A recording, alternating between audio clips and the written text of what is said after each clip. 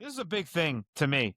And we have to talk about this because it came out at about 9:15, 9:30 this morning. I'm going to pull it up on Twitter. Jeff Passan posted about it. Tony Clark plans to resign as executive director of the Major League Baseball Players Association. Clark's resignation comes in the wake of the Eastern District of New York's investigation into alleged financial improprieties at the union.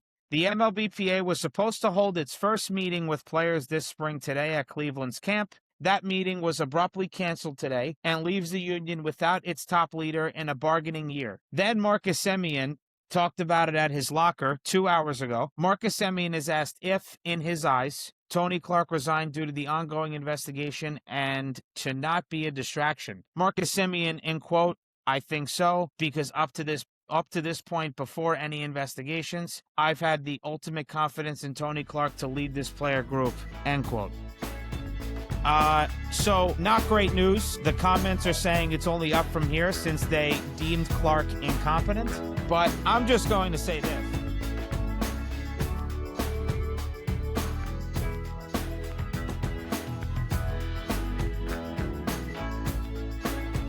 Ladies and gentlemen, welcome back to the FTB podcast. I'm your host, Chris Nagulik, alongside my co-host, Dom Savino. We will be discussing the week that was. After a 2-week hiatus, we are finally back. The NFL season is officially over, while the Knicks resumed game action on Thursday against the Pistons, and the Mets and Yankees began full squad workouts on Monday. We will be laying out our predictions and answering big questions in the NBA and MLB in a bit. But first, 2 weeks we were gone, didn't post shit for 2 weeks. I'm sure a lot of people are wondering why. Unfortunately, I had a family matter that came up pretty abruptly. It wasn't even last Wednesday. It was 2 Wednesdays ago. So it was February 4th. I obviously had the episode scheduled to be out on YouTube, and that was it. Wednesday, had to leave work early, go assist the family with the issue, the family matter, and that was basically it. So couldn't really do anything. Couldn't do anything last week. Obviously, the rest of that week of, what would it be, the week of February 1st or February 2nd. So we didn't do anything for 2 weeks. I was very busy, obviously, coordinating with my job and helping out my family with the personal matter. But obviously, everything is a little better now. It's getting better day by day. So we are back at our regularly scheduled program and our usual day and time. Obviously, as most people know, for whoever follow this pod and whoever subscribed on YouTube, episode will be out tomorrow at about 4 or 5 p.m. And yeah, again, this is our first episode since February 3rd. So with all that being said, Dom, how are you for the past couple weeks since we recorded? Yeah, man, I'm good. Sure, everyone missed us. Everyone missed seeing our pretty faces. But thank God, we caught a break with the NBA games. We would have been fucked. We would have had a lot of games to Yeah, cover if there wasn't no All-Star break. So, that is yeah. true. I mean, yes, the Super Bowl came and went while we were gone, but that is a good point. We didn't miss a ton. It's crazy. Everything happens for a reason, right? It's crazy how, in terms of timing, how things work.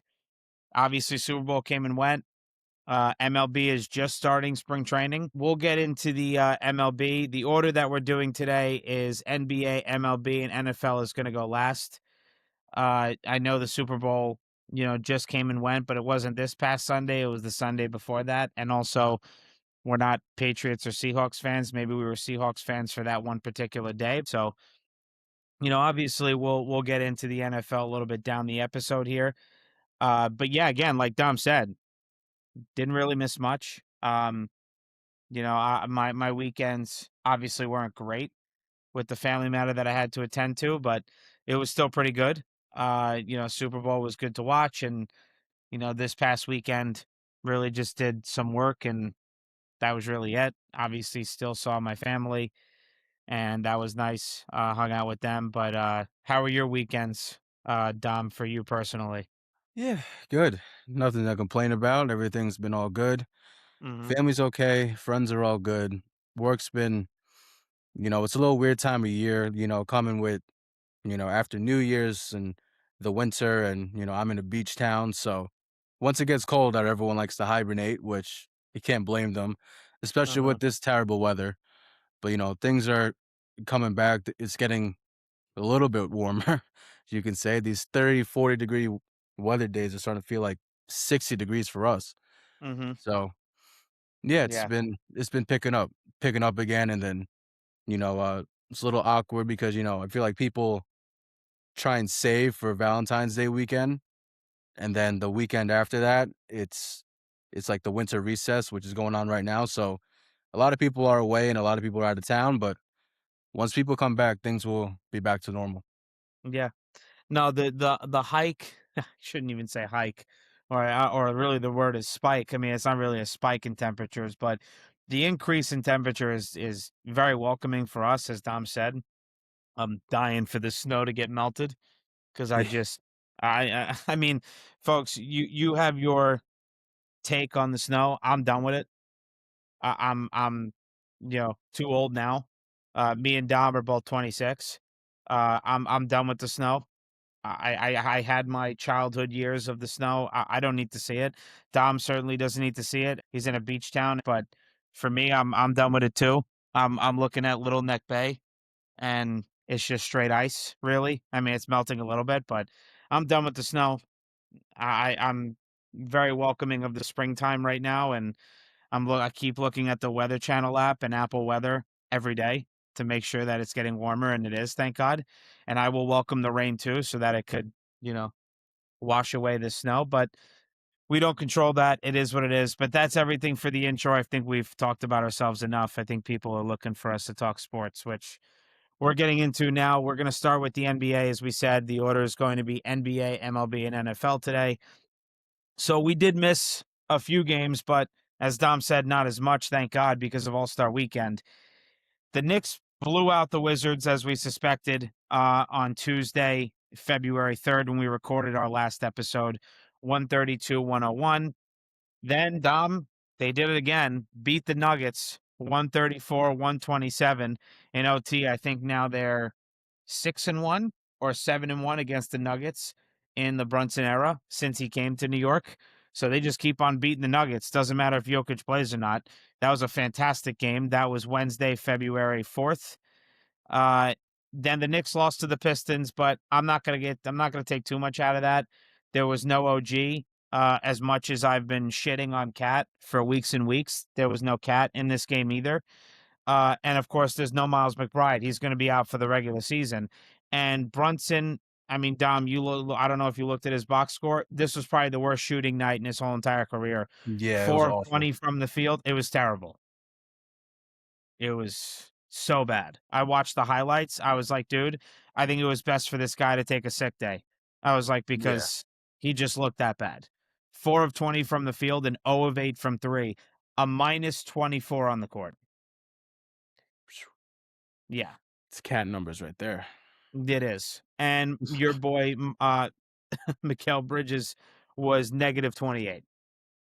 There he So, is, making me yeah. proud, Oh, yeah. making me proud. Uh, the good thing is they bounced back. They beat the Celtics on Sunday, February 8th. Of course, that was a 12:30 game with the Super Bowl at 6:30 that same day. They blew out the Celtics 111-89. That was a great game to watch. I came home at about halftime and watched the rest of it. That was great. But this is a game we're gonna get into a little bit. Knicks lose to the Pacers. 137, 134 in OT. Folks, we're gonna get into it in a bit, and I'm gonna let Dom give his analysis on all the games, but I'm just gonna be straight up. Can't happen. Nope. Just can't happen. My uncle's like, well, you're gonna have games like this? Bullshit. Don't want to hear it. You can't lose going into that game. Pacers had 13 wins. Can't let a 13 win team beat you. It's just not an option. I don't care that it went into OT. You shouldn't even be letting that game get close into the fourth quarter. Who did they have? right? Obviously, Miles Turner's gone. Halliburton's out for the year. They didn't have everyone. Okay, they have Neesmith. They have Pascal Siakam. They still have who's Nemhard, who's the tormenting guy off the bench? I keep TJ forgetting his name. McConnell, TJ McConnell. Who's the other guy you mentioned? Andrew Nemhard. Yep, Nemhard. So yeah, they still have those guys, but 13 wins. Can't lose that game. And then they blew out the Sixers the last game before the All-Star break, 138-89, and that was the Jose Alvarado game. I mean, he really showed out. We're going to get into him in a bit, but Dom, those were all the games. I want to let you go and give your analysis on all that. The worst team in the league. The Pacers are 14-40. 14-40. You just Jalen can't lose that game. Jalen Brunson went 15 of 31, 15 of 31 from the field, and 4 of 14 from three. You know, if we want to win, Jalen Brunson can't have an off night. Because can we trust Cat to really carry the team? No. No. OG, too inconsistent, even though before he got hurt, he was playing pretty good. He was pretty streaky in the past couple of games that he got before he got hurt. And then there's no other really big scoring threats. Mikal Bridges has been playing like shit, letting me down. I thought I got Chris on something. You know, I guess you just got to be patient, which Chris was, and I wasn't. I was on the Mikal Bridges hype train. Those things, they just can't happen. And then now with these additions that we have now, so now who's going to play? Who's not going to play?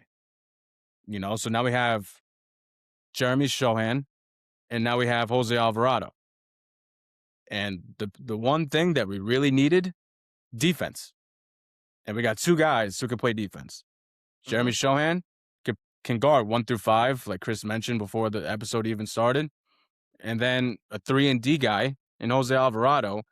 But I do want to say one thing. He did make 8 threes against the Philadelphia 76ers, but most of it wasn't garbage time. We got to admit it. Most of it wasn't garbage time, and he had 26 points. We can't expect that from him all the time. And now, with these additions, who's not going to play? Well, Kolek has been out. He was basically out of the rotation for a while now. And now, but we have Diawara, who has been a big shock to all of us, has been playing great defense and making threes. Second round pick.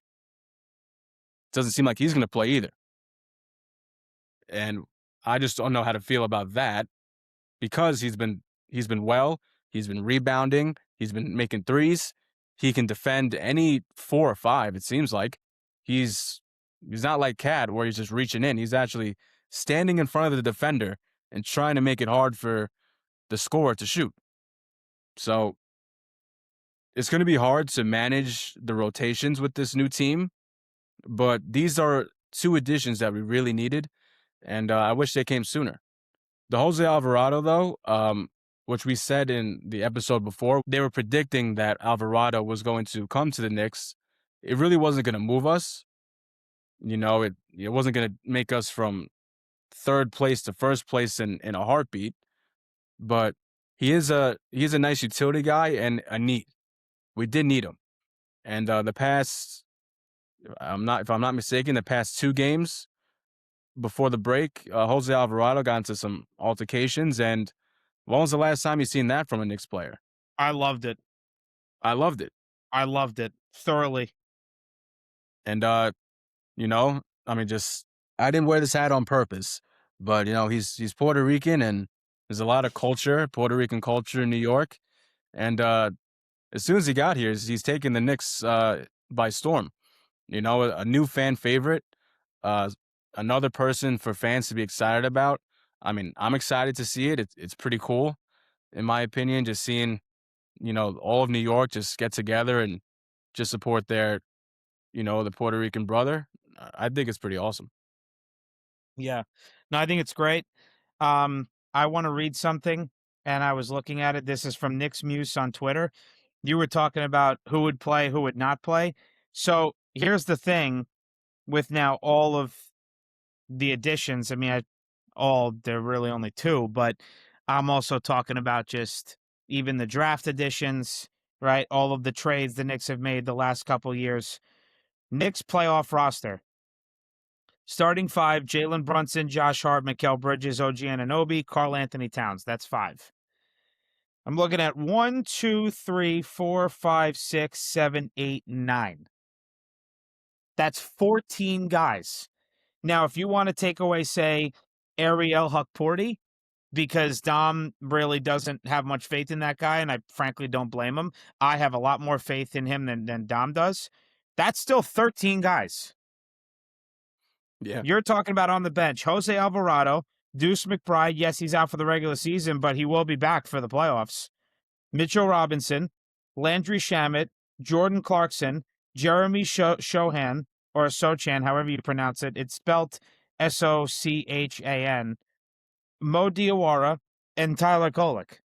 Now, like Dom said, Tyler Kolek hasn't really played recently, and Mo Diawara has seriously surprised us with his defense and, more importantly, his three-point shooting.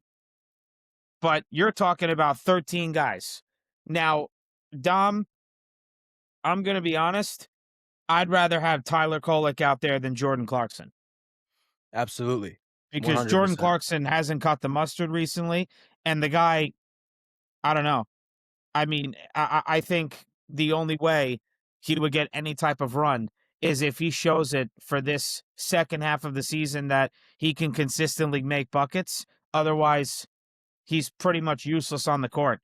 I mean, if he starts playing good defense, then I guess I know how to speak Mandarin. I mean, that's like the only way that he can somewhat improve on defense and actually look like a serious option for the playoffs. So I would rather have Tyler Kolek over Jordan Clarkson.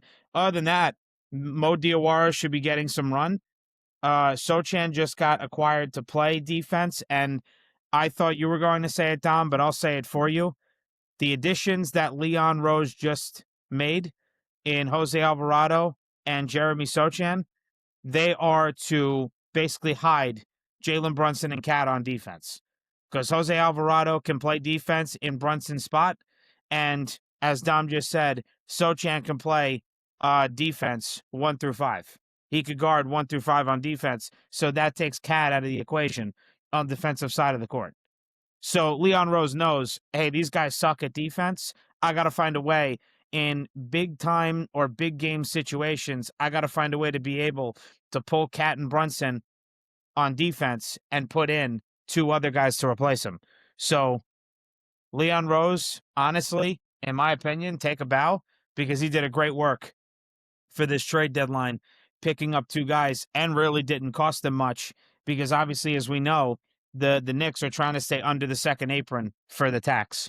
So he did a good job with that, but that's really what I wanted to say in regarding their roster now currently. I think it's funny because I think Kendrick Perkins said this on ESPN when the Knicks finally got Jeremy Shohan. You know, they said, Mhm. "Oh, breaking news," and Kendrick Perkins was like, more like an update. You know, like like I feel like we've known about this like days before the announcement, and Right. also same with Jordan Clarkson over the offseason. You know, everyone knew that he was going to come to the Knicks as soon as he was available.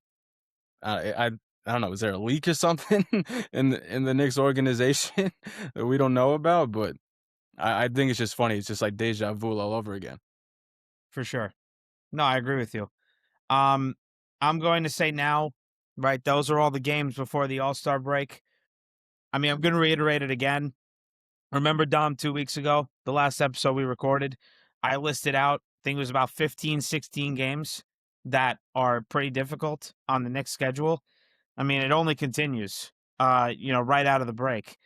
They are playing the Pistons on Thursday. That is a massive game. They're going to be at home for that. That needs to be a win somehow, some way. I know they've been holding out OG for the past 3, 4 games. I'm assuming he's going to be back ready to go. It made sense to hold him out for those few games because obviously the All-Star break was coming up. But I'm Pretty sure they're going to try to, reinstate him. But we'll see what they decide to do with him. I think it was a toe injury for OG Dom, I believe. So, yeah. Yeah.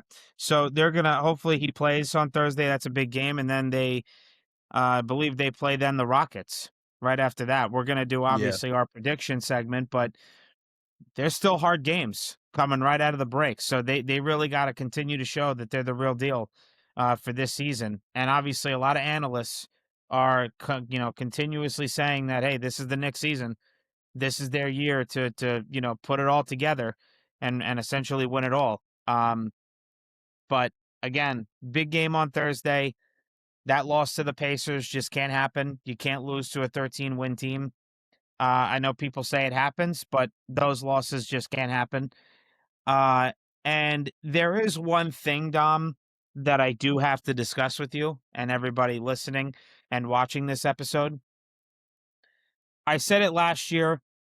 I said it every year since Brunson signed with the Knicks and Tom Thibodeau was his coach.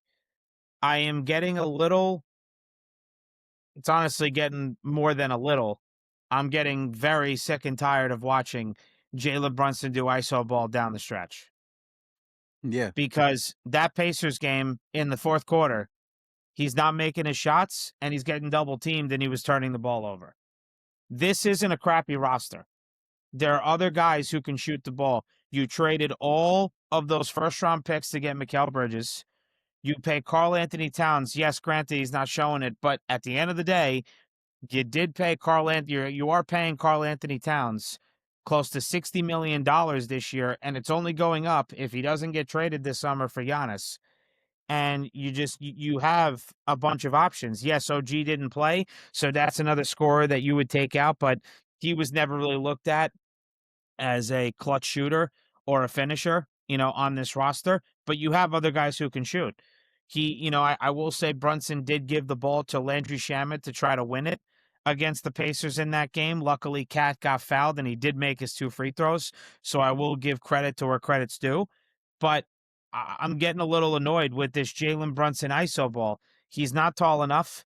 He's getting rejected. There's a turnover. They're double teaming him. And if, he's not going to make his clutch shots every single game. People, once again, got to move off the ball. And I'm just watching these guys stand around, watch Jalen Brunson try to make magic out of nothing. And honestly, it's seriously got to end if you really want to take the next step and get to the finals in the playoffs this season because we didn't want to see the ISO ball this year with the new coach and Mike Brown, and we're seeing it a little too often. And Dom, you could give me your take on this, but I'm just done with seeing the Jalen Brunson ISO ball. Yes, he was clutch player of the year last year. He is the most clutch player on this team, but I don't want to see it anymore. We've seen it a few years ago against the Miami playoffs, and we've seen it the past 2 times against the Pacers. This isn't new. This isn't like a new bad habit Jalen Brunson is having. This has been him since he's gotten here, basically. And I don't know, it sort of reminds me of like the Warriors. And I'm not comparing Jalen Brunson to Steph, but when it comes to this aspect, they had Clay, they had KD, but when it came down to it, the ball was always in Steph's hands. I don't know. I don't know. Is that like an organizational thing that where the front office is like, you got to give Jalen Brunson the ball at the end? I don't know what it is, but when Mike Brown came here, we thought that we were going to see some plays get drawn up, especially for moments like this, and didn't happen. It honestly just reminds me of Tibbs, but just a different type of system. But there's still no plays. So here's my retort to the Steph Curry statement. Dom, we had discussed this in prior episodes. What is the one thing that Steph Curry does out of all the point guards, out of all the players on the court that really not a lot of other players do? Do you remember what we always discussed about Steph Curry, aside from his great 3-point shooting? What does he always do that a lot of other players don't do? With or without the ball? Right. Okay.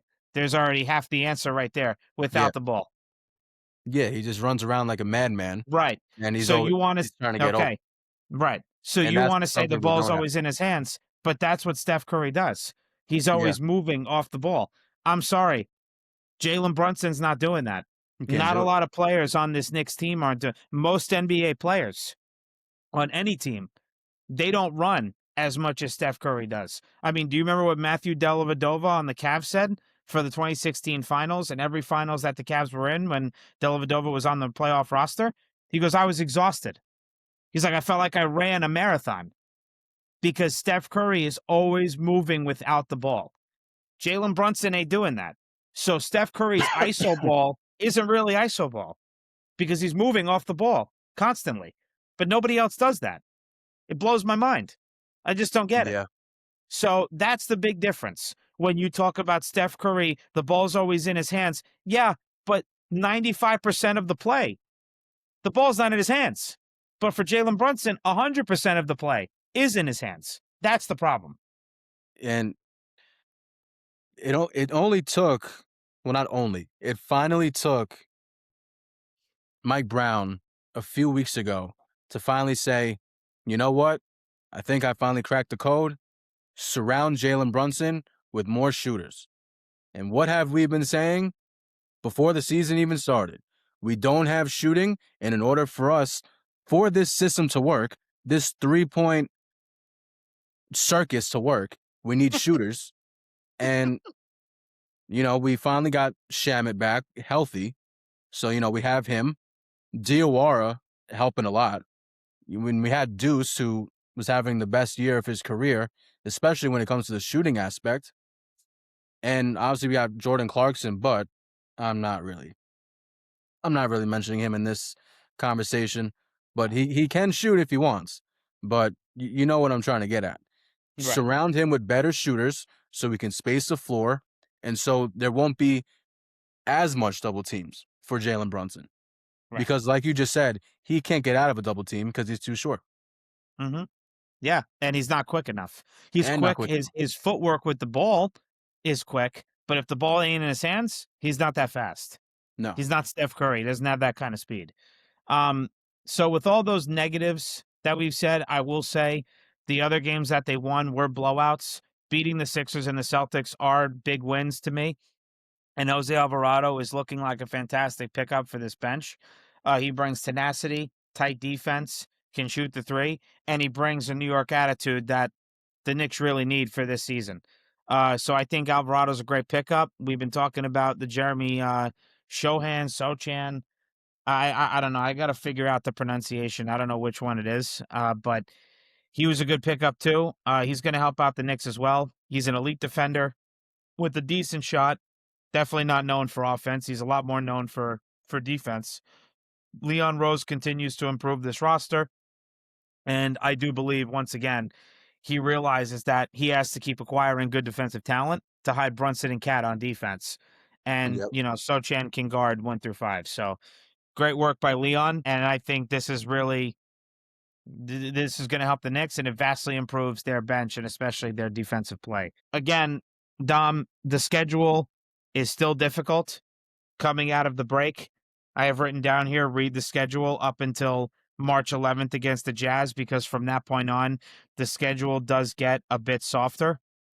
But of course, the first two games coming out of it is the Pistons on Thursday, and then of course the Sixers, not the Sixers, I'm sorry, the Rockets Rockets. that following day.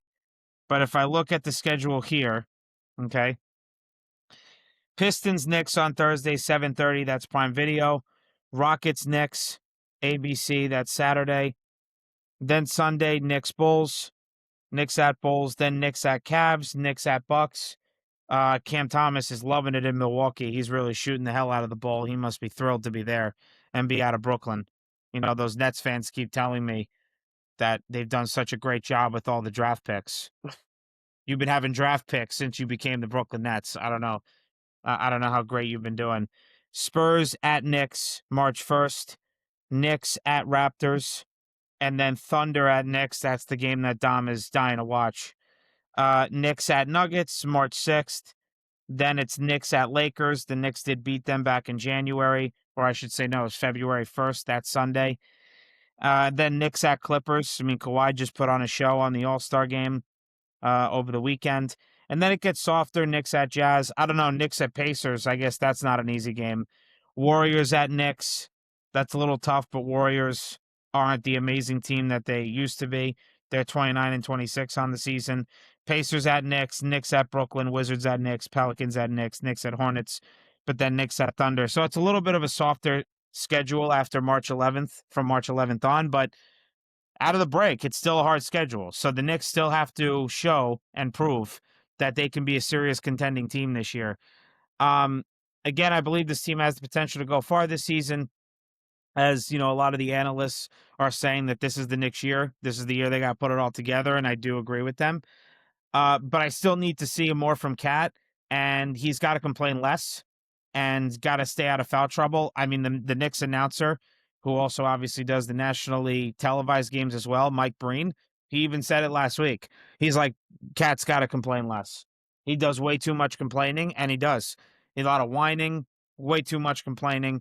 I know my uncle was trying to give him praise about, oh, he's got the most double doubles or whatever for a center, or even out of all the players who qualify for the list for most double doubles, but he's got to shut the hell up and stop complaining and, stay out of foul trouble, because I'll hark it back to that Sixers game in Philadelphia when he was on limited, playing time. 16 minutes, 6 fouls, you fouled out. I mean, that is just nuts. So that's really the last thing that I'll say regarding the Knicks. But it's still a tough schedule coming out of the break, Dom. Well, you know whose fault that is?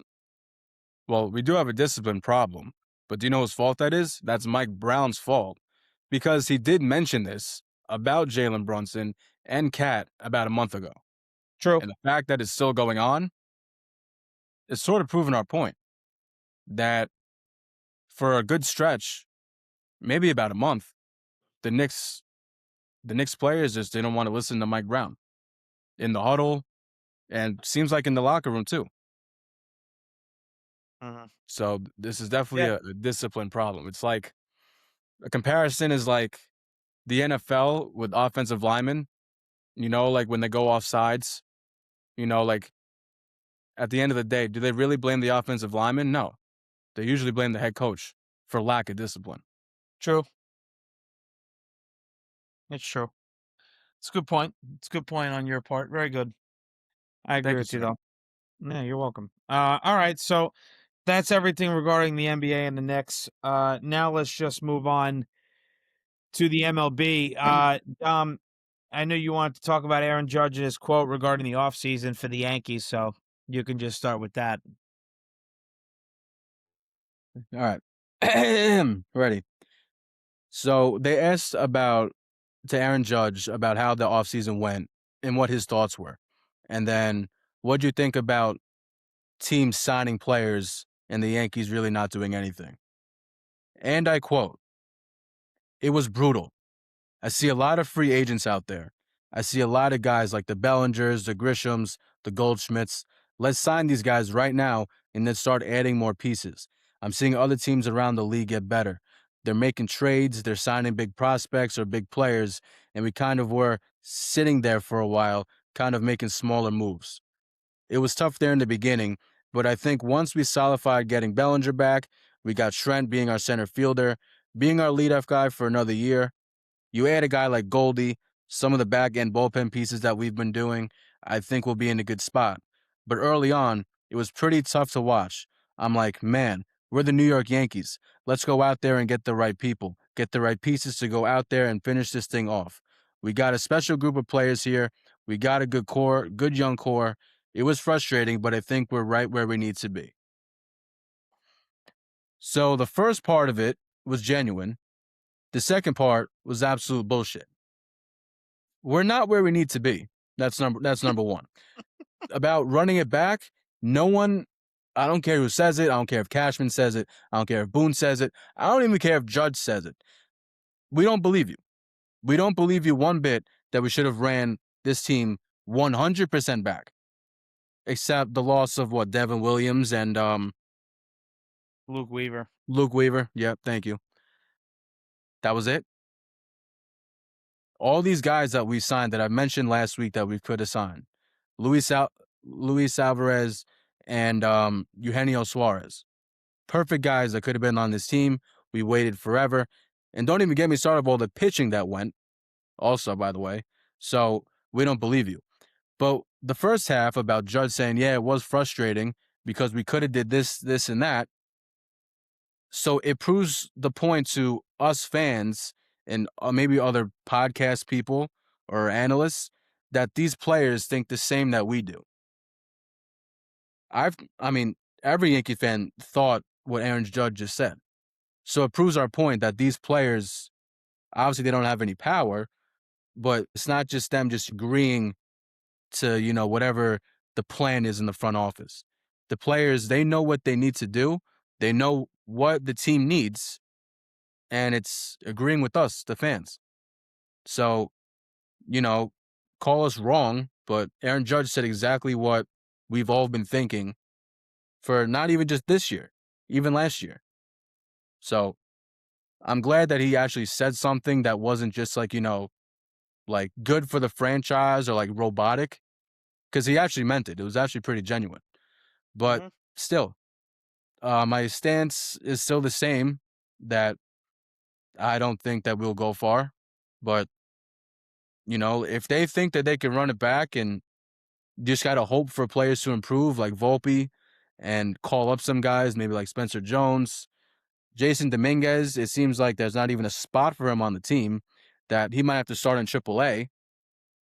That's a good thing for the defensive part, bad thing for the offensive part, because he does get on base, even if he doesn't hit, and he can steal bases. We got Jazz back. He's pretty versatile, so I'm happy we did get him back. We got Paul Goldschmidt back, who's a great bat and a gold glove. We have talent on the team, but there's just teams that are better, Mm-hmm. aka the Blue Jays, aka the Orioles. You could even argue the Red Sox too.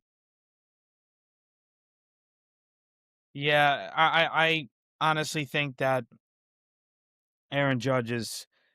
I believe everything that he says at his pressers are pretty genuine, and he's just being blunt with it and straight up. Uh, I think that's the only way to go in life in general. But yeah, I mean, Mr. Judge, we're right with you, pal. I mean, I'm not a Yankee fan, but again, as I've said ad nauseum, I would like to see the Yankees do well so that, the Mets and Yankees can meet in a World Series one day. So for what the Yankees do now, since Hal Steinbrenner took over, every offseason, year in and year out, it's just it never does enough. It's just never enough. He just, I don't know, rests on his laurels and, tries to bring guys back, and running it back is like becoming the new slogan for the Yankees. And I don't really know why. But not just that it's genuine, Dom. I honestly think Aaron Judge is getting a little tired. As I He said should be. before, he should be. I agree. As I said before, dude, he's going to be 34 years old. He's not a spring chicken anymore. His prime is done in 2 years. That's it. Yeah, Once you get to 35, 36, you're not in your prime anymore. So after a while, if I'm Aaron Judge, yes, the personal or the individual accolades are great, and the individual awards are fantastic. But if you want to get a ring and win, I don't know. You gotta start talking to Hal Steinbrenner, Brian Cashman, and see, guys.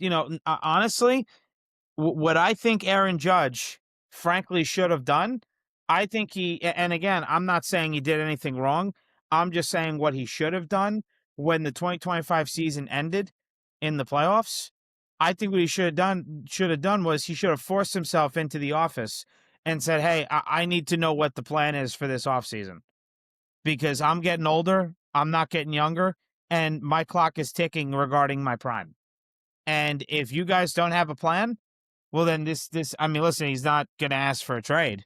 I mean, his contract is pretty fat, right? And what, three, four, five, only 3 seasons are off his 9-year deal. So he still has 6 more seasons on his deal.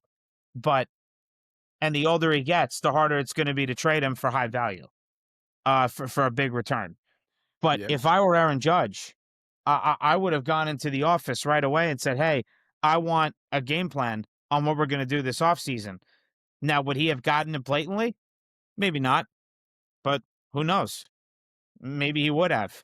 A two-time AL MVP, best player on your team, your captain. Shit, I would give him some sort of game plan. But the Yankees, very disappointing.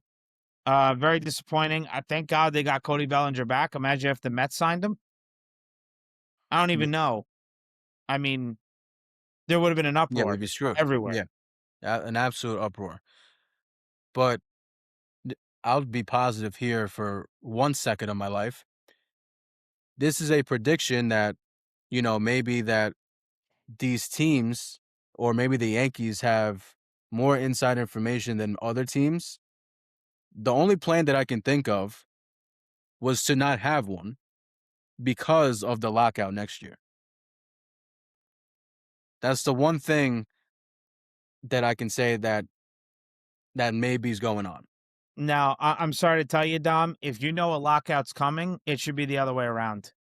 You should be planning to win it all. That'd be a god. I mean, dude, if I was Aaron Judge or a good player on the Yankees, and I got told by anybody that knows the Yankees front office that they were having no plan because they were worried about the lockout, do you know what Steve Cohen's doing?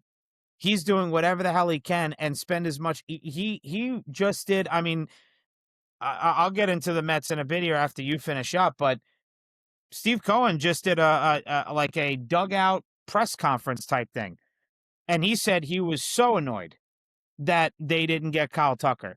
On top of that, he basically told the pressers that, hey, I know the Dodgers spend, but motherfucker, I spend money too. Have you seen my net worth? That's essentially what he said to them the other day. And he's like, every year that we don't win, I get increasingly annoyed and frustrated.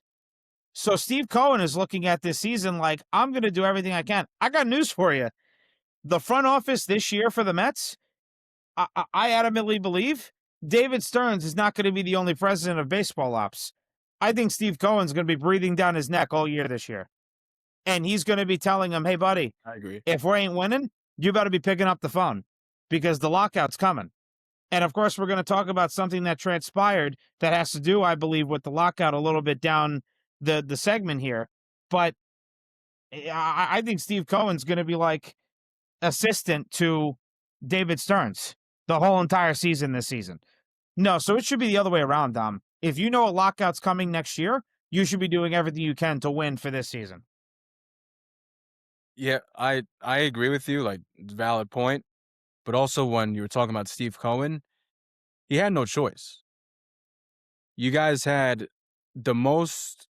You guys had like your largest attendance in years, and you guys didn't make the playoffs.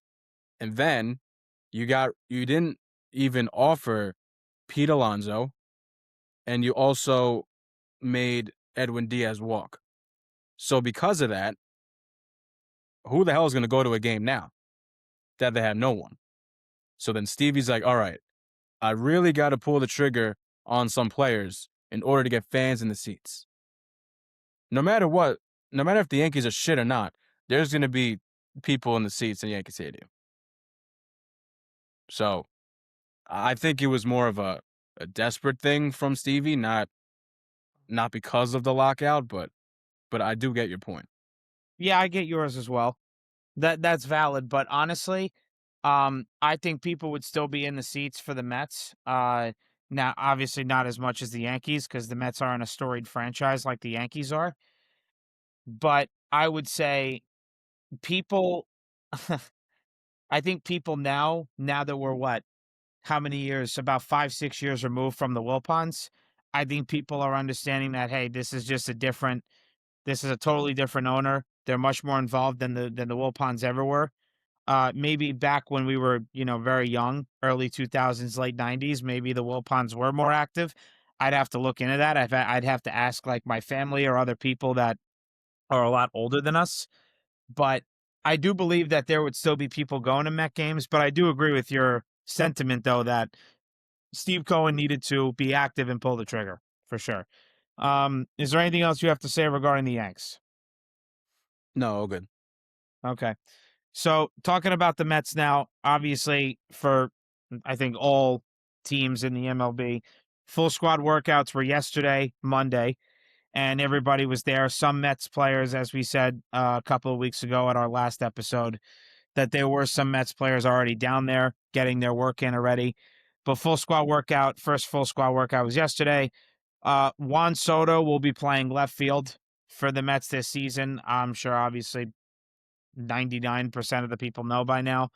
Uh, it was very much to do with the WBC. He did discuss with Carlos Mendoza and David Stearns that, hey, I have played there in the past when I first came up to the big leagues. I'll be playing there for WBC. I'll play anywhere you want me to, but I'm fine with playing left field. So they're putting him there. I know Yankee accounts on Twitter was saying, oh, they're scared because Judge is number one in right field. So he wanted to be number one. So he moved. I was laughing at that. What? It was hilarious. What the fuck is wrong with people? I don't know. I thought it was funny. I took it. They were joking. People were some Mets fans are a little too crazy and literal. I'm like, guys, calm down. They're trying to get you rattled up. Like, just relax. But he's playing left field.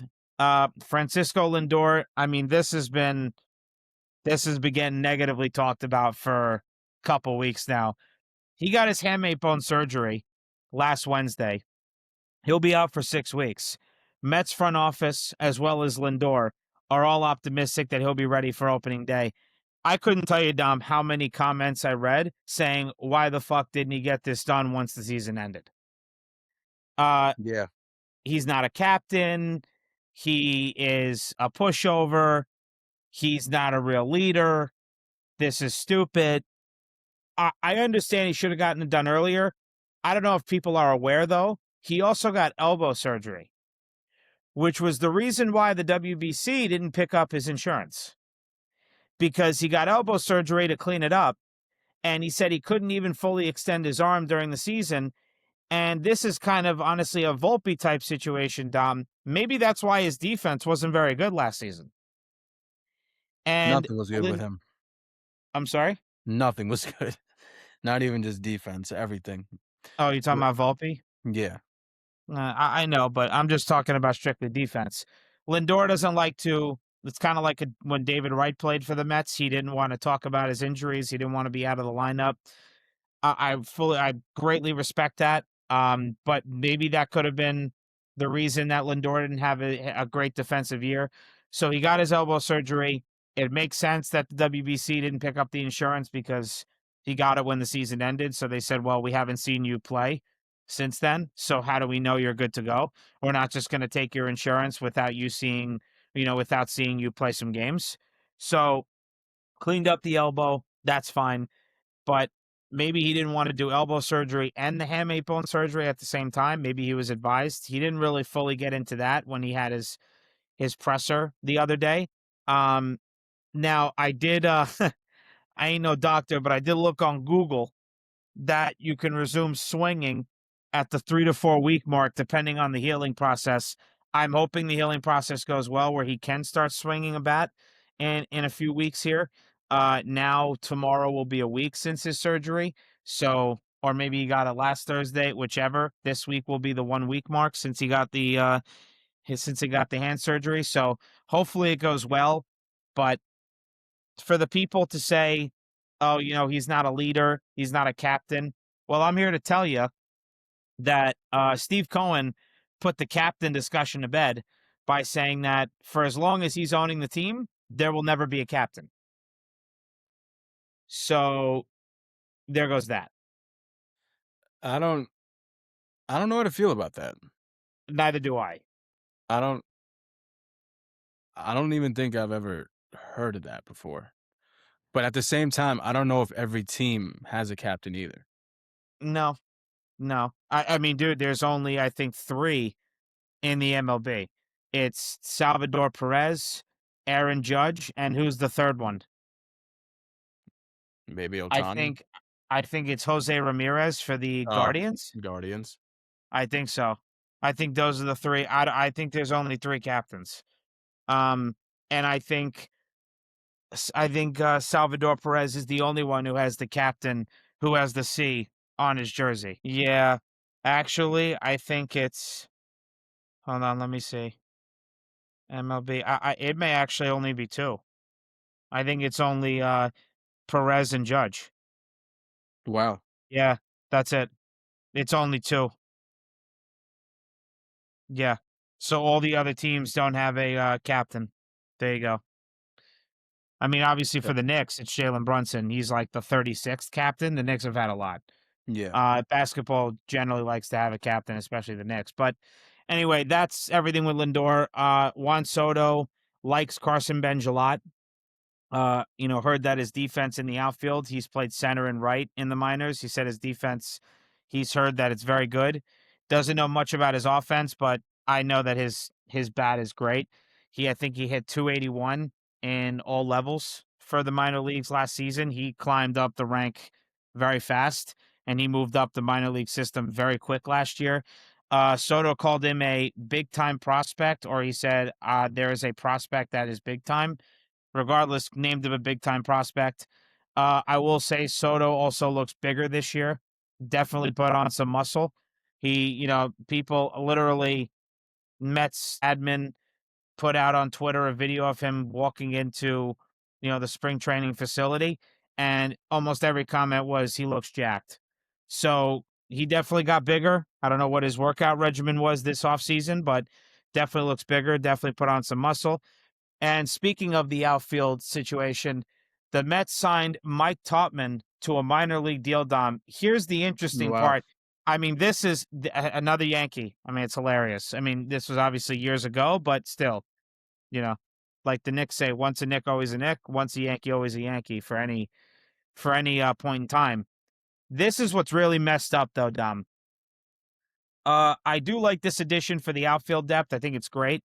For a guy who has an on base percentage over 350 for the past 3 seasons, a 2 war last season, a 2.7 war in 2023, and had a league average OPS for the past 3 seasons, averaging a 739 OPS, for him to get a minor league deal,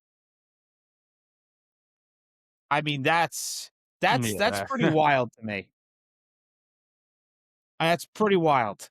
I mean, I don't know how this guy didn't get a major league contract, at least for 1 year, at least. I was surprised. I was like, that's crazy. Yes, granted, he didn't play like a full 162 the past 3 seasons, but he played like 100 games. Still good. Still more than half the season.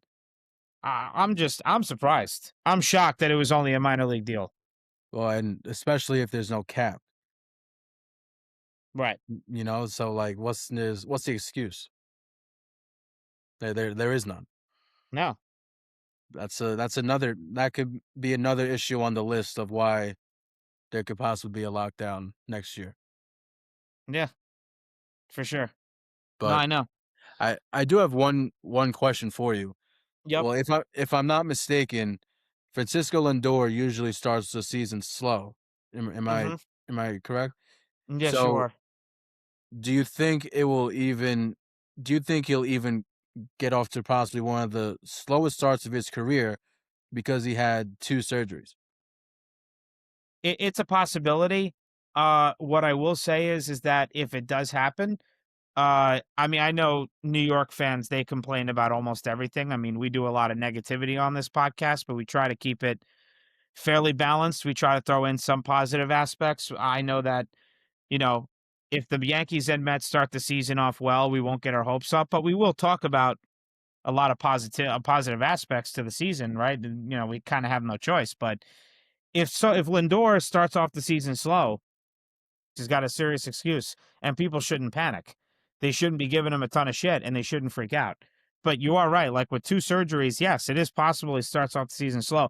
They've also said, doctors have also told him and the Mets front office, his power is not going to be back for like a month or two.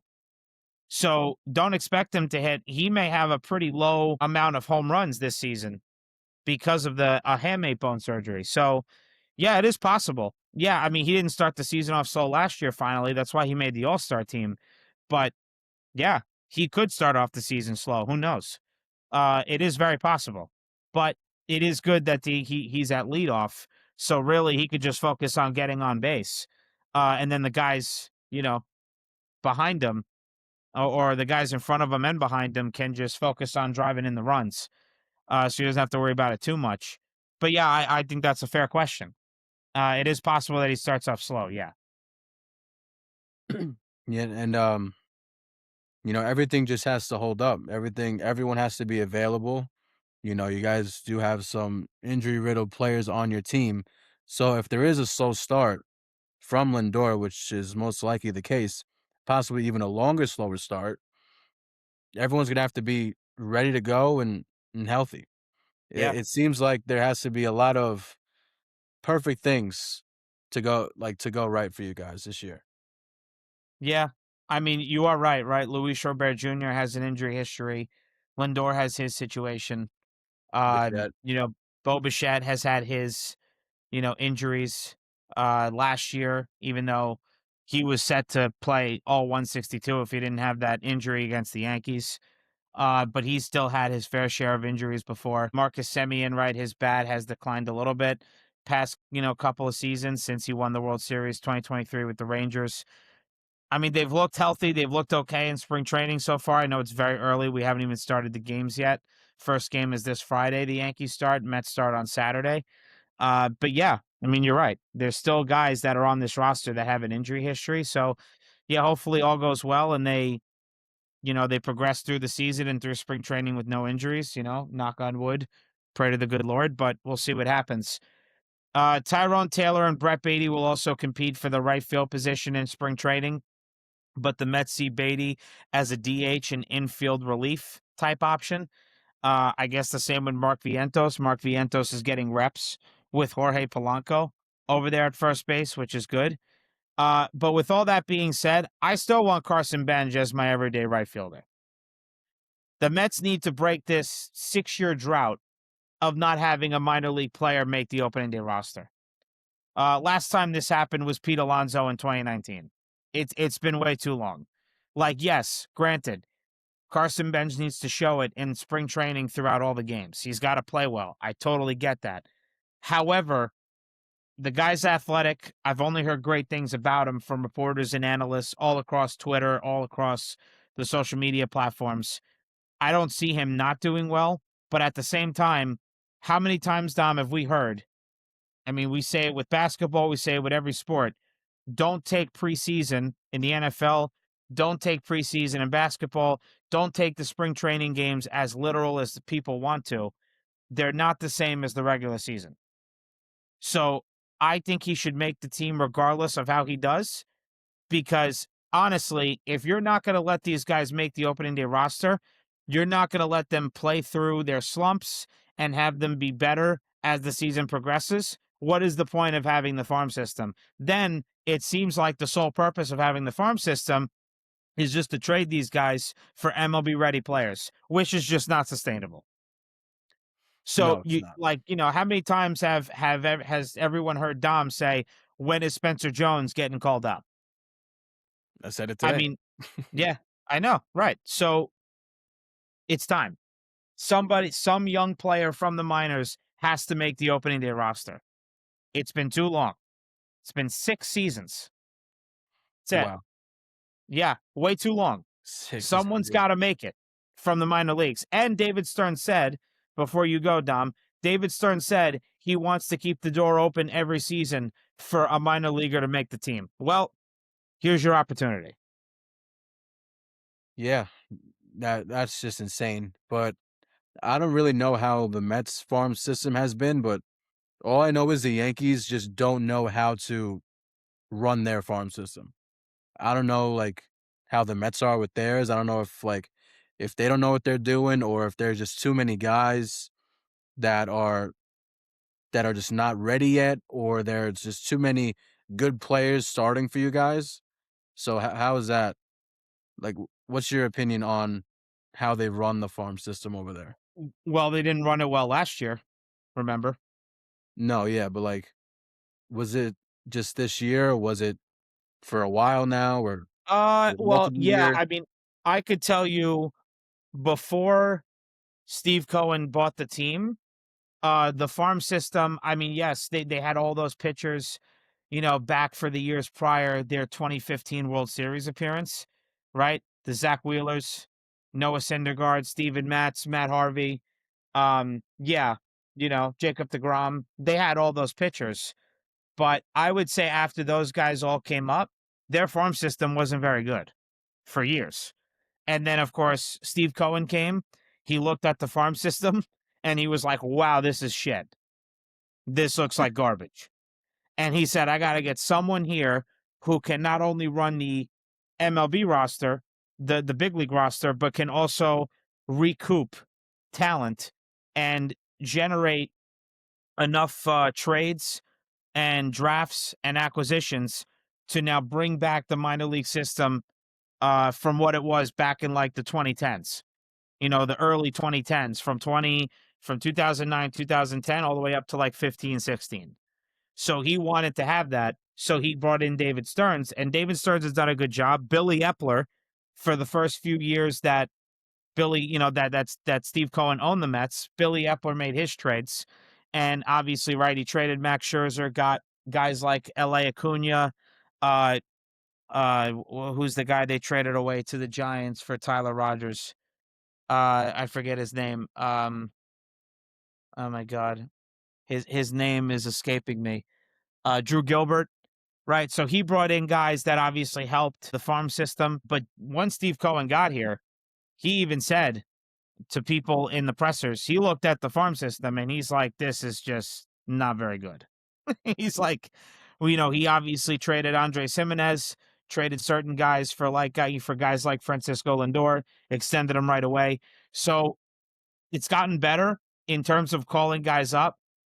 Last year, yeah, they wanted to wait until middle of August so that, they didn't lose that extra year of contract eligibility, right, for like pre-arbitration, arbitration purposes. They called up Jonah Tong. I even said they should call him up, but again, he wasn't fully ready, so I can't totally blame them on that. But I thought Brandon Sproat should have been called up sooner. He wasn't called up until what? The first, like, week 1 of the NFL season. So yeah, they've gotten better, and their ranking for the MLB farm system has gone up, which is great. But we'll see how it goes this year, because we'll see how Christian Scott, he's back too. He made his debut 2024, and obviously he missed all of last year with Tommy John surgery, but he looked great in spring training the other day. Struck out Juan Soto, struck out a ton of guys. So he looks good, and we'll see what they do with Christian Scott and Jonah Tong. I do still think Jonah Tong should start in AAA this year, but I don't know. We'll see how they work around that. It's a good problem to have, but you also have guys like Jonathan Santucci, and you have other guys who could be good relief options that are young, that are in the minor league. So there's a lot that they have to assess in terms of, how they're going to coordinate these good minor league players and their talent on what they're going to do for the season. And it's not just for opening day and in the first month or two, it's the whole entire season. And especially when September call-ups come around. So they've done good. They've gotten a lot better than what they were before. But we'll see. They have a lot of work to do, this Co- upcoming season. According to ESPN, you guys have the 5th best system. Yeah. And Yeah. then the Yankees, still scrolling, still scrolling. Wow, still scrolling. Jeez. How you doing? Wow. All right.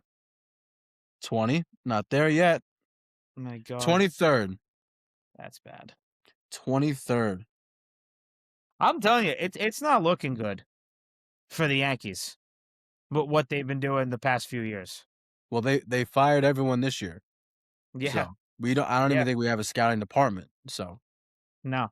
I mean, yeah, granted, 2024 you made the World Series, but I'm sorry. I mean, we'll get into the Super Bowl in a little bit, but it's kind of like the Patriots. It was a joke of a playoffs. I'm yep. sorry. So now with all the Mets stuff, discussed and ranted on, this is a big thing to me. And we have to talk about this because it came out at about 9:15, 9:30 this morning. I'm going to pull it up on Twitter. I have it bookmarked. Jeff Passan posted about it. Mark Semien, the newly acquired Met, discussed it at his locker this morning. Jeff Passan. Tony Clark plans to resign as executive director of the Major League Baseball Players Association. Sources tell Don Van Natta Jr., he's an ESPN senior writer, and me, talking about Jeff Passan. Clark's resignation comes in the wake of the Eastern District of New York's investigation into alleged financial improprieties at the union. The MLBPA was supposed to hold its first meeting with players this spring today at Cleveland's camp. That meeting was abruptly canceled today and leaves the union without its top leader in a bargaining year. Evan Drellich, Ken Rosenthal, and who is this? Andy McCullough were first on the news. Then Marcus Semien talked about it at his locker 2 hours ago, and Jeff Passan posted that stuff 2 hours ago. To be exact, 9:21 a.m. and 9:22 a.m. Marcus Semien, this was posted 9:50 a.m. from SNY. Marcus Semien is asked if, in his eyes, Tony Clark resigned due to the ongoing investigation and to not be a distraction. Marcus Semien, in quote, "I think so, because up to this point, before any investigations, I've had the ultimate confidence in Tony Clark to lead this player group," end quote. So not great news. The comments are saying it's only up from here since they deemed Clark incompetent. But I'm just going to say this. There are certainly big fat question marks on what Tony Clark was doing for the last couple of CBAs that got agreed upon. And don't forget, the 2021 CBA didn't get agreed upon very fast. We missed a week of the season. We thought we were going to miss a few months. So obviously, the comment section is correct, and I do agree with them. Tony Clark does seem pretty incompetent. And for him to all of a sudden just say, yeah, I'm out, and then abruptly cancel the meeting, it's going to start to get you wondering what was going on behind the scenes that not only has now been stirring up a possible year-long holdout for the MLB next season, but with everything that was getting written up, there's obviously got to be other big reasons to why guys like Bryce Harper was very adamant about, no, there's going to Yep. be no cap. I don't give a shit who's in the locker room. They were very, very aggressive with their answers to reporters, columnists, analysts, whoever was coming in to interview them for questioning. This is very suspect. And this is, I mean, you could say it's only up from here. Tony Clark's dumb. Yeah, sure. But I don't know, man. This isn't looking very good for next year. And it is very possible that this holdout can go for quite a long time next year. I guess, of course, this is a kid's game, but it's also a business. And I'm glad Hmm. you brought up the Bryce Harper thing because they asked Bryce and Manny Machado about how they thought the Dodgers offseason went and just their opinions on it. They're like, "Oh, I loved it. I loved it. Every fucking team should be doing this, and like every team should be doing this, and they can do it. Number one, No, they they can't. can't. Number No, they one, can't. No, because they can't. like we said in a few episodes ago, no team has a Shohei Ohtani. That's number one. But I'm number two. I'm just so surprised. Like, is there even competitive juice anymore with any of these players? Is it all just about money now? Because what they don't, I guess they don't care to not try and win a championship. But I don't. That's what I'm confused about. Yeah, I know it's a business and everything, but you don't want to win anymore. Like this is like part of the reason why that we're gonna have a lockout because it is pretty unfair. It is. It is. I guess those two guys don't give a shit. Maybe I mean they do. They both have big egos, both those guys. But I'm just shocked that they were just. And I quote Manny Machado said, "I fucking loved it." That was That was crazy. That was quite aggressive. That's what I mean with the aggressive answers because listen, I don't really have I have very little respect for Manny Machado. I don't like him at all. I would never take him on my team. I don't care what talent he has. For you to like constantly be smiling, I mean, yeah, he didn't love the question from last season when they lost and they got eliminated in the playoffs, saying to the guy like, "Oh, what kind of question is that, my guy? We just lost. How do I assess the season?" But you still have a dumb smirk on your face. You're smiling. I mean, Manny Machado is not one for good character. He's not a great role model to kids, to be honest. Bryce Harper, he's dealing with his issue in Philadelphia. There is a little bit of turmoil going on over there between him and Dave Dombrowski. You saw what came out saying like, "Oh, he didn't have a great season. I don't know if he's still the same elite player." Yeah. I mean, Bryce was like, "I thought when I signed here back in 2021, I thought we were going to keep things in house." He wasn't happy about that. But yeah, Manny Machado, open your fucking eyes, buddy. You're telling me the Kansas City Royals and the Pittsburgh Pirates can do what the Yankees, Dodgers, and Mets have been doing? You're kidding, right? And the Yankees haven't even been doing what they've been doing historically. So you can't even really count them right now. What the Mets and the Dodgers do, not all of these teams have owners that just are bringing in, international money. And I mean, dude, I don't know if you saw it, Dom. Do you know how much Point 72, Steve Cohen's hedge fund, do you know what their percentage was of revenue or profit that they made from last year? Do you want to guess the number? You want to guess the percentage? 10? 17%. Oh, wow. 17. For anyone who knows the stock market well, that is a fat number. 17% profit. He's wiping his ass with $100 bills. Okay. He doesn't care about the luxury tax. Nope. He's making profit from point 72. He's making a ton of money. So, Yeah. no. Pittsburgh Pirates, Kansas City Royals, Cleveland Guardians. Do you see what the Cleveland Guardians just gave Jose Ramirez? It's not a lot of Shit money ton of money. for the talent that he is. It's not a lot. It's not. So, enough with this. Everyone can do it. No, they can't. They cannot. So with this now ongoing investigation on Tony Clark, who, yes, is a prior player, but, you know, people have their own issues. Look at Emmanuel Clase is unemployed, right? He had his betting issue, right? It made sense with all the games he was throwing away and the pitches he was throwing. That's still getting thrown around on Twitter as jokes. Yeah. I mean, people have certain motives. And of course, they're not very good. But this isn't good news at all. And I'm telling you, Dom, I know you're not happy with what the Yankees did this offseason, but enjoy this season as much as you can because Yep. I would not have your hopes up for next year Me because neither. it's not looking very good. And yes, could it be all up from here? Sure. But you have to go through a thorough interview process to put the right person in place to be the executive director of the MLBPA. And this isn't just one issue that's keeping from the MLB playing next year. It's multiple reasons. Multiple. Yeah, it's not just, oh, this one little thing that we're still trying to work out, it might take like a week or something like that. This could take a whole season. And we're not even exaggerating. This is something that's very possible. So last thing I'll do here, and then I'm going to move on to the NFL. So Jose Ramirez last month, 7 years, 175 million contract extension. That's only 25 million. Now, yes, 25 million is a lot to me and you, but in terms of Jose Ramirez's talent and how he's like consistently a 300 batting average type of player.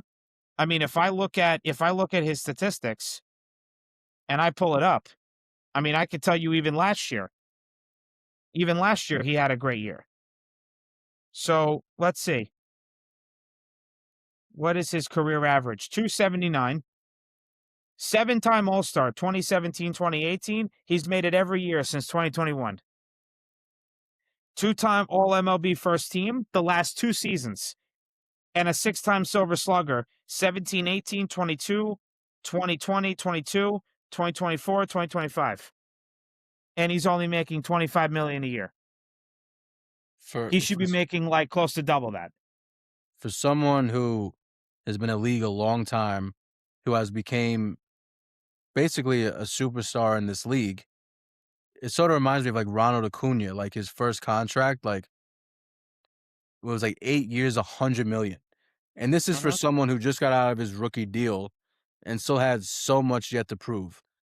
But that's like just it's a bad contract, but that's what it reminds me of.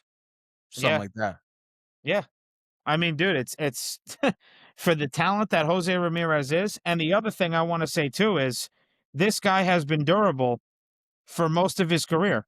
I mean, if I pull up all of his statistics, I guarantee you, I don't think he's played anything less than like 150 games. Last year, his WAR was a 5.8. And Wow. let's see, hold on, how many games? From 2016, 152, 17, 152, 18, 157, 2019, okay, a little injured. He didn't make the All-Star team that year, 129. 2020, it was a 60-game season, still played 58. 2021, 152. 2022, 157. 2023, 156. Last 2 years each, 158 games he played. Jesus. And he's only making $25 million a year. Manny Machado, shut up. Not every team can do it. They just can't. Nope. And I'll just yeah, go ahead, Dom, but I'm done. I'm ending it on that. You can end it on that. That was perfect. It's just what a clown. He's a clown show, is what Manny Machado is. Guy hasn't won shit. And he Nope. wants to tell his team, don't look for me to run the ball out when I ground out. If you want me to play 162, I'm not running.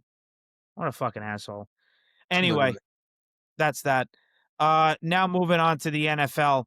Dom, you could start off with the Giants. I don't know how much you have to say, but you can start it off. So John Harbaugh came out and said when someone asked him about Caleb Downs, the safety for Ohio State, he said he loved him. He's a great prospect. That he's someone that he's going to be great in this league for years and years to come. And that he had a superstar Hall of Fame safety in the past, John Harbaugh with Ed Reed. So automatically that's a good fit. But there was a debate recently on Twitter about what the Giants should do with the draft.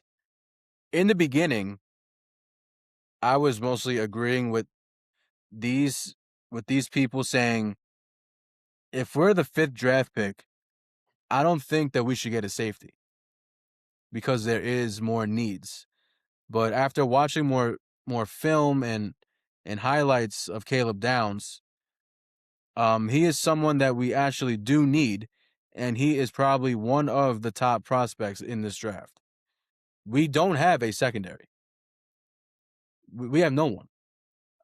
Who do we have? Cordell Flott, like that's it. Who did have a good year, but he's also a free agent, and we might not even resign him. And knowing the Giants, I wouldn't be surprised. But we do need Cordell Flott back. But some people are saying we need either a need or best player available. And John Harbaugh said best player available, but I don't think people understand what he actually means by best player available. At number 5, which is our draft pick, best player available means anybody. The literal best player, no matter what position. Clearly, John Harbaugh is not an idiot. He's not going to go get a running back. Or anything like that. He's not going to get another defensive end, right? He's not going to do that. What we need can also be a want. There is a lot of players that will be good players available at number 5. So we would need a safety, a corner, a linebacker, preferably middle linebacker, and even a defensive tackle. And if this player, whatever the position I just named, is going to be a stud on the New York Giants, I'll be perfectly okay with it. if we're getting the best D tackle in the draft at number 5, I'm okay with it. If we're getting the best receiver available, I'm okay with it. If it goes down to all those positions and we say, all right, who is the best player out of these positions that we need, and they get them, I'm perfectly okay with it. I don't think as much as I think that Caleb Downs is going to be a great player in this league. It's hard for a team to be like, you know what, we really fucked up. We really missed out.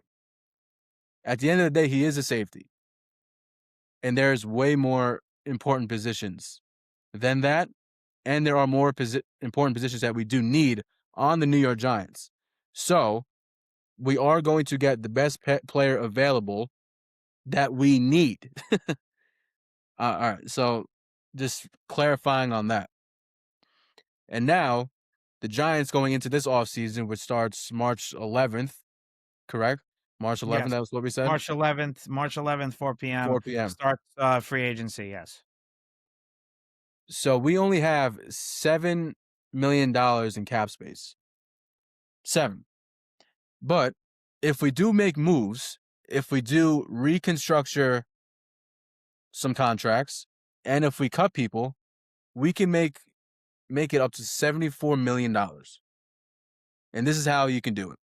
If you restructure or extend these 3 players, Brian Burns, Andrew Thomas, and Javon Holland, you can either extend them or restructure their deals. And then you can even cut these 5 players: Bobby Okereke, John Runyon Jr., James Hudson, Devin Singletary, Graham Cano. All those players that you could release, they all better fucking go. They better not be on my football team next year. Graham Gano, disgrace to society. Devin Singletary, we don't need him. Bobby Okereke fell into an abyss. James Hudson, barely know the guy. He's not good. John Runyon, not good either. All those guys better go. Andrew Thomas, you better extend him immediately. But also, at the same time, a player not mentioned, you better try and extend Dexter Lawrence immediately. Because of how this season went, this guy did not even want to be on the field. You were able to tell just by the numbers that he put up, and you were able to tell by his interviews after the game. He did not want to be there. He did not want to waste his time. He knew what was going to happen because he's the only threat in the inside line. That was it. He has no help. When he's off the field, they're scoring 70-yard touchdowns. So he knew what was up. He wasn't stupid. But those are a lot of moves that we can do in order to get to $74 million. And we're going to have to do it because we don't need just 1 or 2 positions. We need about 5 or 6 positions. So there's a lot of work to be done. And I've said this the past 2 episodes. Just because we signed John Harbaugh doesn't mean that we're good. We're in the right direction, and we're going to be hopefully a good competing organization for the next 5 to 10 years, hopefully even more. But there's a lot of work that needs to be done. Yeah. Your new word, reconstructure. Never heard of Yeah. that one. Yeah, me neither.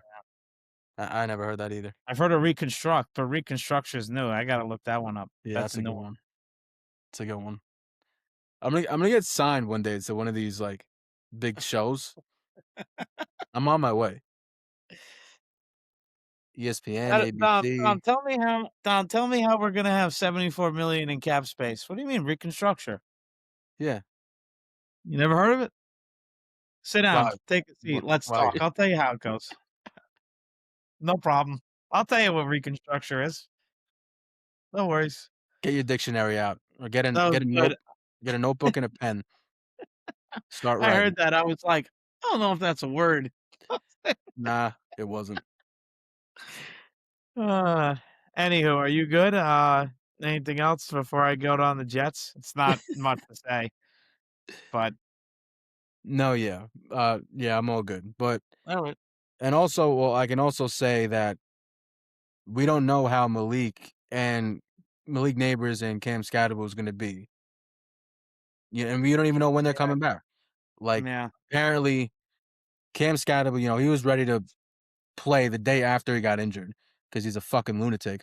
But also, Malik Neighbors had 2 surgeries. yeah. So, we might not even see him till November, I maybe don't near know. Thanksgiving.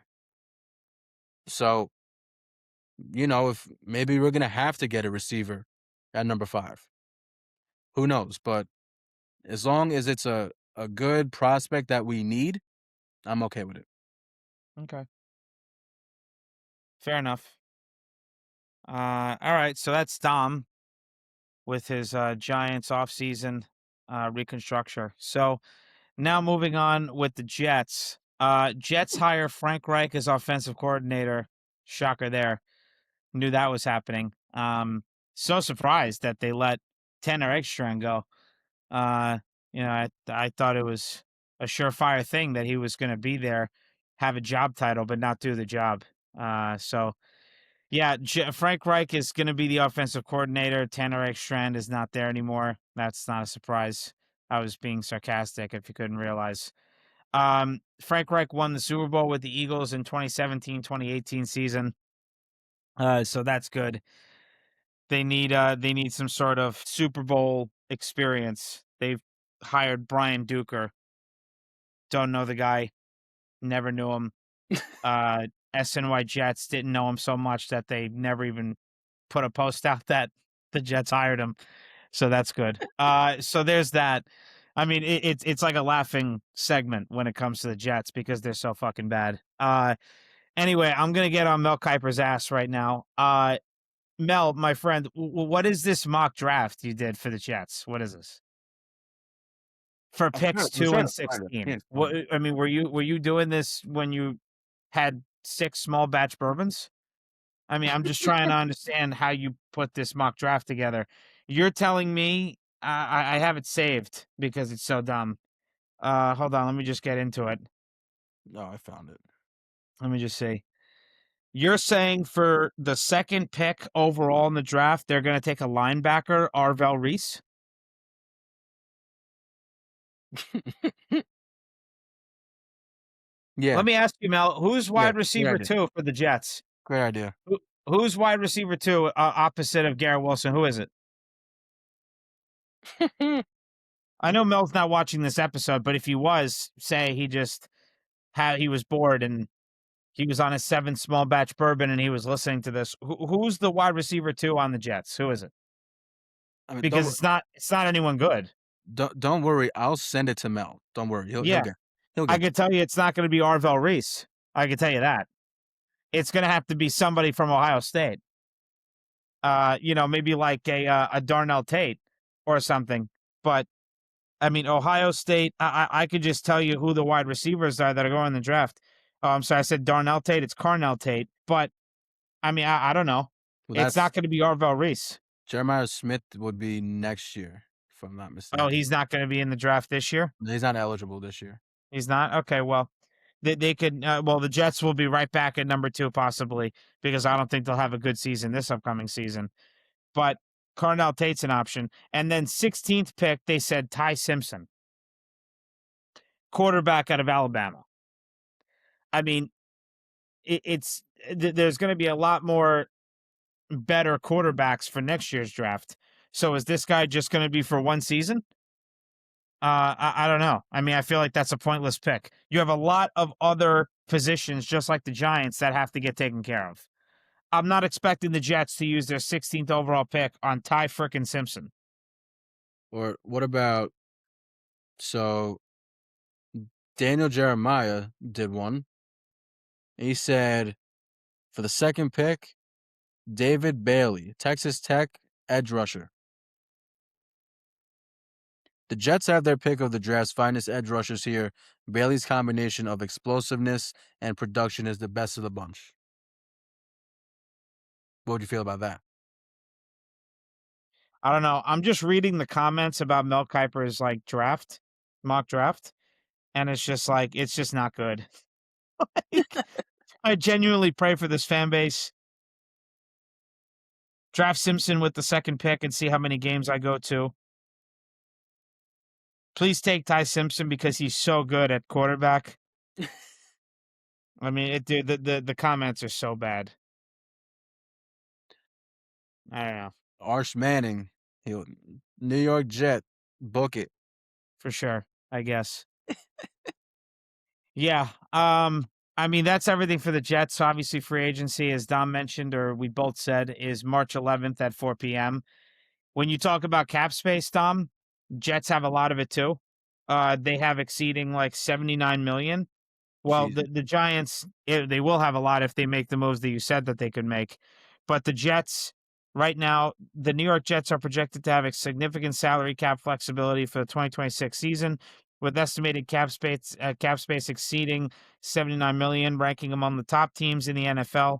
Total team liabilities are projected around 246 million against a team cap of over 326 million. So total cap space estimated at 79.7 million to 95.1 million. Um, Top cap hits, major 2026 cap hits include Justin Fields, approximately 23 million, Jermaine Johnson, approximately 13.4 million, and Jamie and Sherwood, approximately 11.5 million. That is just a waste of a contract right now, right there. Dead cap, the team faces roughly 28 million in dead money, including a 7 million credit related to the Aaron Rodgers contract. Oof. This team is so dumb. My Oh God. god. But yeah, that's they do have a fair amount of cap space, so they got to be pretty active. And let's see who they bring in. They haven't exactly done fantastic when it comes to free agency, so let's see Yeah. how they do. This year, I would have to look at how many highly profiled free agents are out there for the NFL, but I would still use their number 2 draft pick on a wide receiver. I can Yeah, say that I for agree. certain. I definitely agree. But yeah, it's a lot, especially when you know the front office has just been it's been awful.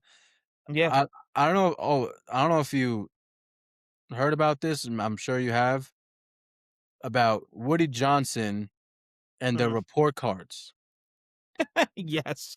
I saw that. Yeah. Yes. because he was so butthurt about the players leaving an F grade that he's like, you know what, we got to ban this. I've seen Yeah. enough. That is such a bitch move. That's the biggest bitch move I've probably seen in the NFL. It's wild. It's wild to me. Yeah, the Jets could maybe get Tyreek Hill. He got released from the He did get Dolphins. released. Let's see how that will go. Wouldn't go well, I can tell you that. Yeah, I don't know, man. These wide receiver free agents aren't fantastic. Rashid Shaheed would be something. He's not making a ton. He was making only 5.2 million last season. You have to spend a lot for him because I'm sure he's going to want to stay in Seattle. Probably. I don't know. We'll see. The list is not fantastic. It's some old guys on there. It's But the yeah, thing is, I think it's like all of the free agents really aren't that great for the no. NFL this year. No, I was just And looking. They're not fantastic. the draft is going to be way better next year and the free agents. Yeah. Yeah, So I I don't agree. know. This is the only way it's going to be active Mhm. is trades. Yeah, And right. I'm just so fucking nervous about Max Crosby. Reports of him either going to the Eagles or the Cowboys. Mm, So I'm shitting yeah, bricks. yeah. We'll see. Not good. He ain't staying in Las Vegas, I can tell you that. Nope. Um, he's out of there. He's done with them. I don't blame him. But that's everything with the Jets and the Giants. We're just gonna do a quick recap of the Super Bowl. Dom, my bet was actually pretty close.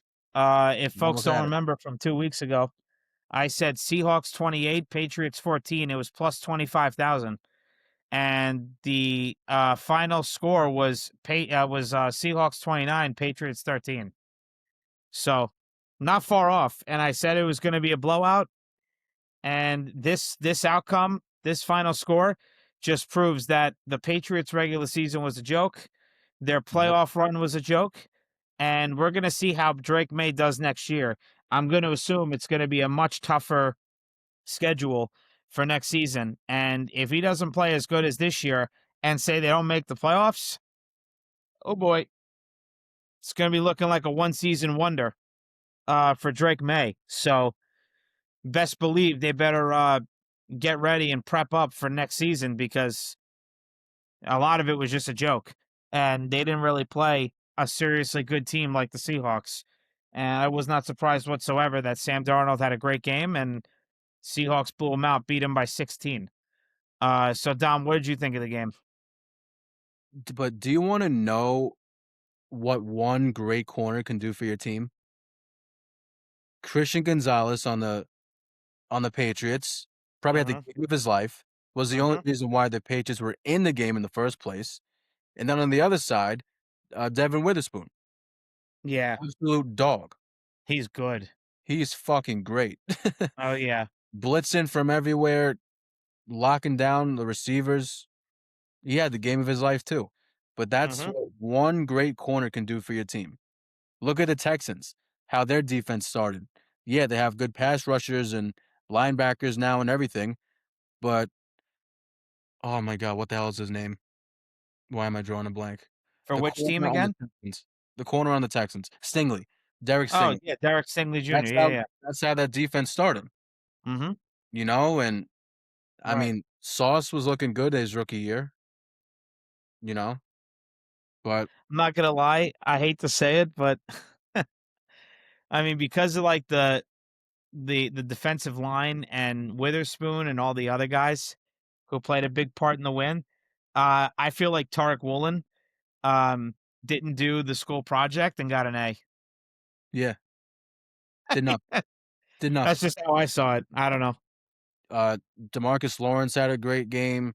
Yep. Leonard Williams had a great game. Mhm. Yeah, Julian Love had a pick. Julian Love had a great game. Oh yeah. Former Giant. Leonard Mhm. Williams, former Giant. Another Mhm. year where former Giants are winning Super Bowls. Mhm. Hey, They make this dude, shit up. the quarterback. Look at the frickin' Jets. I was so happy Sam Darnold won. Put it right in the Jets' face. They deserve it. Yeah. They're so incompetent. But former Jets draft pick. Now Sam Plus, Darnold's a Super Bowl champion. It's hilarious. plus, JSN only had like 20 yards, Yeah. and he also got hurt, and they Mhm. still crushed him, Yeah. And he actually did come back too. and he came And he back. still didn't do much. I had So JSN 2 plus TDs. That didn't go, obviously. Didn't even have one. Yeah. I had None of my bets hit. So, I had Kenneth Walker first touchdown, and clearly no one was winning the first touchdown yeah. bet unless if you did, congratulations, you won $10 million. So Yeah. congratulations if you got that right. Right. Exactly. But I don't know. to be honest with you, I didn't think it was as boring of a game as people thought it was. Mhm. If you do like defense, then it was an exciting game. Mhm. But, you know, obviously now the new style of the NFL is just high power offense. You didn't Mhm. get that from any team that played. But if you do like defense, then yeah. Right. But this is also I think this is also proving my point. I'm sorry, I'm proving a lot of my points today. I don't know what's going on here. But defense wins championships. And if you have a good defense, build it up even more. And Mhm. look what it will get you. Yeah. Yeah. It will allow your offense to have a shit game, which obviously the Seahawks didn't have that. They didn't have like a bad game or a great game. It was It was just average. average, yeah. It was But that's average. what a good defense allows you to do. To just you can just play average and Yeah. you can still win the Super Bowl. Mhm. For sure. Yeah, that slogan's been around for, as long as time. Yeah. Defense wins you championships. Very simple. So that's everything for the Super Bowl, and we're not going to do any bets. I know the Knicks start up. they get back into game action on Thursday. Maybe next week we're gonna start doing maybe basketball bets. Baseball, can't believe it's only about what, a month and 10 days away, or a month and 9 days away. Today's February 17th, so we'll be doing some basketball bets starting next week. We're not gonna do it today. Me and Dom just discussed it right before we got on air today. We'll maybe try to plan that out and bring that segment back next week. But for now, we're just going to go to our last segment here. Take a seat. Let's predict. Dom, it's Knicks versus Pistons Thursday. Big game. I'm hoping OG is back and they have him ready to go. He wasn't an all-star where he probably should have been this year, so he didn't have to go anywhere, just rest up. But Thursday, at home versus Pistons, at home again on Saturday versus the Rockets, then at Chicago against the Bulls on Sunday. Bulls always play the Knicks tough, and then at Cavs on Tuesday. So give your weekly prediction for those 4 games. I'm gonna be myself and be a Debbie Downer. I'm gonna go 1-3, and we're only gonna beat the Bulls. I'm not gonna lie to you. I'm a little worried. I'm a little worried about this Cavs team. James Harden, I'm not really worried about the scoring aspect of James Harden, but the Mm, passing aspect of James Harden. Because he's gonna make Jared Allen and Evan Mobley twice as good. And they're gonna be a much more smooth offense. And James Harden, in this point of his career, he's really not caring to score as or take as many shot attempts as he usually would. Yeah, he's averaging like 24, 25, but it doesn't even seem like it. And he's passing more. The older he's getting, the more he's passing and trying to get the offense involved. So I know people really are still really ruling them out because of the Pistons and also because Jason Tatum's coming back. But I really wouldn't sleep on the Cavs still. And depending on who plays against the Pistons, it can be a close game. But if OG's not playing, we're getting demolished again. mhm. And then the Rockets, that could be a close game. I wouldn't be surprised if we can pull that off. You know, the KD files got released, but they're still a great team. And with Sengun, and even though he hasn't been playing as great, but you know how teams are when they come off a break, everyone's more hungry. Everyone's just doing whatever they can to get better. This is like, grind time for every NBA team. So Mhm. I don't know. I just don't have a good feeling. Okay. I think it's a fair prediction. For me, I know a lot has to obviously do with if OG is going to be playing or not, especially Pistons. I mean, really all the games, frankly. OG is that much of a big deal, right? For offense and defense. He'd be a massive miss for the Knicks team every night. But for me, I would say, mm, God, they really need to win the frickin' they need to beat the Pistons, dude. I mean, they really do. Clock's ticking, man. Like it's time, dude. It's time to go. Um, you know what? They're at home. Everyone got some rest. They got Sochan. They have Alvarado. I'm gonna say they beat the Pistons finally, and they show them that this newly constructed roster from the pickups that they made that Leon Rose got.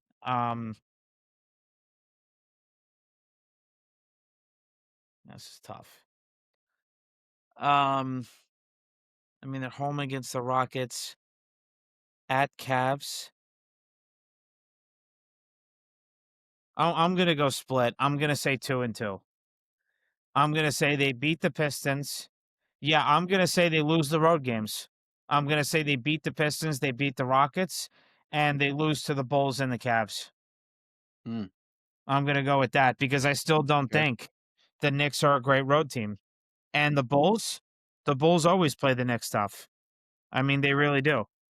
From Yeah. last year, I want to take a look at the Knicks. Let me see against the Bulls. If I don't know, have they played them this season already? Okay, season's tied 1-1. Yeah. Bulls won the first game on Halloween, 135-125, and then the Knicks beat them November 2nd, 128-16. So, yeah, season's tied. So, yeah, the first game was at Chicago and they lost. Go figure. So, yeah, I'm gonna go 2-2. Beat the Pistons, beat the Rockets, lose to the Bulls and the Cavs. Solid. Yeah, Solid. I think it's fair. It is fair. All right. So, anything else, Dom, you have to say before I wrap up today's episode? I need to get in contact with Jordan Woods so she can scream, do whatever she has to do in order to get into Cat's head, to get his head out of his ass. This is grind time. This is what basketball is all about. Right after All-Star break, till playoffs. Jordan, do something. Do something. Yell at him. Take away his car or video games or something. Do something so this man can play better and we can actually try and win a championship. I hate to tell you, Dom, that's nice and all. I don't think she cares. I don't know. Maybe I don't know. Women like winners, you know? Yeah, but They like winners. he's still They don't getting like paid. losers. Yeah, It's but he's not her still money. getting paid. I don't know. Hey, listen, I want to believe that, you know, she would get on his ass, but I don't know. She may not give a shit either. I mean, you know what? Maybe it's a possibility that she does because she sits courtside with her dad, and her dad is, oh, no, not her dad, with Cat's dad, and Cat's dad looks very stressed out every game. Yeah, he's pissed off. He's pissed Guy's off. either stressed or pissed. Yeah. So, I mean, maybe she does care due to the aura that's getting put towards her. She's getting the vibes and the feels from It, Cat's dad. Who knows? I agree with you. it doesn't look good on her if they keep losing. Just saying.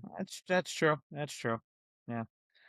Um, for me, I mean, yeah, I'm excited that baseball is going to be starting up soon.